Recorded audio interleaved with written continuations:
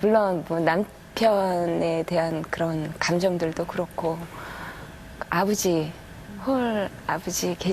대한 감정, 부모에 대한 감정, 두 아이들, 뭐 저도 두 아이지만 두 아이들에 대한 엄마가 갖는 감정, 어느 하나 놓칠 수가 없었던 정말 그런 감정들. 하지만 너무 제가 그런 생각에 빠지면 연기를 못해요. 그럴 때마다 나 자신을 다스리고 그 극중의 맹순이다라고 자꾸 저 자신한테 체면을 걸었어요. 그렇게 많이 힘들었었는데 정말 맹순이 연기하면서 어떤 좀 한풀이 비슷하게 그런 것도 있고 그러면서 좀 어떻게 좀 편해지신 게 있으세요? 그런 게 좀 어떻게 보면 좀 풀렸다 진짜 그런 느낌이 좀 드시는 것 같으세요? 네, 속이 후련하고요.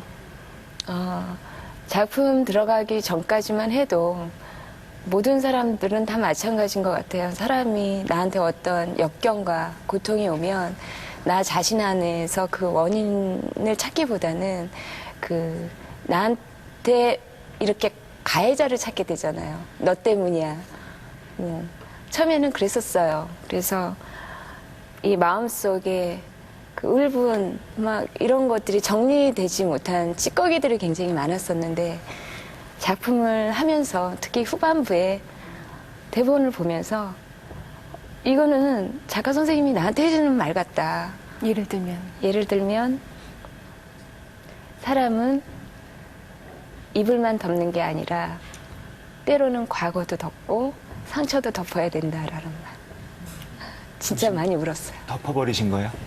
덮어야죠. 그래야지 또 살아갈 수가 있는 거고 나를 비워야지 또 다른 나로 채울 수가 있는 것 같다라는 생각을 많이 했습니다. 그게 이제 한 몇 년 지났으니까 그런 감정의 성숙이 가능할 텐데 사실 감정의 소용돌이 한복판에 있을 때는 제일 힘들었던 건 뭐였어요? 정말 다 버리고 두 아이들 데리고 그냥 아무도 없는 아무도 나를 알아보지 않는데 나 이럴 줄 알았다니까요.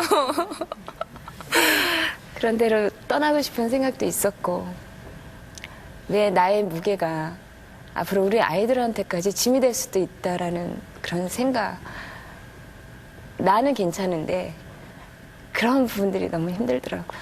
네. 그런 게 사실 사생활이 중계방송이 되다시피 했었어요. 그걸 다 지켜보셨잖아요. 예, 지켜봤죠.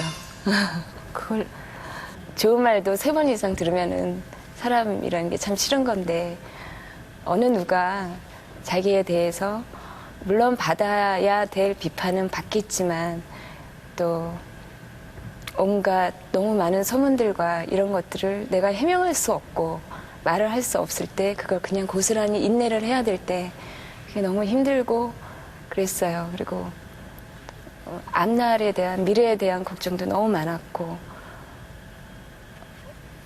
진짜 그냥 죄인 같은 심정으로 살았었어요. 예전에는 밤을 새서 리플 한 3,000개를 봤대요. 밤을 새서 리플 3,000개를 보고 이렇게 일어나서 그냥 기절을 한 거예요, 진실언니가. 그리고 병원에 실려간 적이 있어요. 사건 이후에요? 사건 이후에, 네. 그 3,000개 중에 거의 3,000개가 다 너무 좋지 않은 말들이었는데 그걸 저 같으면 안 볼 텐데 그 언니는 또 밤을 새서 그걸 다 본 거예요. 안 보고 싶어요. 연예인들이라면 다 똑같은 마음이겠죠. 근데 나도 모르게 그 앞에 가서 앉아있는 나는 뭔지 모르겠어요. 하나하나 보다 보니까 나 자신에 대해서 생각을 굉장히 많이 했었죠. 내가 지금 어디에 서 있고 내가 정말 잘못 살았나 이런 생각들. 진짜 어떻게 해야 될지를 모르겠더라고요. 그런 상황은. 어떻게 어디서부터 다시 시작을 해야 되나. 근데 그만큼 관심이라고 생각을 그냥 업이다, 내 업이다 그래야지만 앞으로도 모르겠어요. 어떻게 제가 잘 좋은 모습만 보여드리겠다고 감히 약속을 할 수 있겠어요. 예기치 않은 어떤 또 상황들이 또 벌어질 수가 있는 거고 그냥 그렇게 생각해 주셨으면 좋겠어요. 그냥 그때는 제가 성숙하지 못하고 실수를 많이 했고, 근데 지금에 와서는 그 과정들이 눈에 다 보이는데, 그때 그 상황에서는 그 과정 속에 있을 때는 사실 그 문제 전체가 제 안에 들어오지를 못했어요. 물론 후회도 많이 되고 많은 부분들이 있지만, 우리 사람이 태어날 때부터 모든 걸 다 세상의 이치를 깨닫고 가는 건 아니잖아요. 가다가 경험을 하고 실수를 하고 깨닫고 또 가는 거고, 그렇게 그냥 저를 아직까지는 성숙되지 못한 그냥 한 사람으로 봐주셨으면 좋겠어요. 저는 좀 당혹스러운 게 있는데요.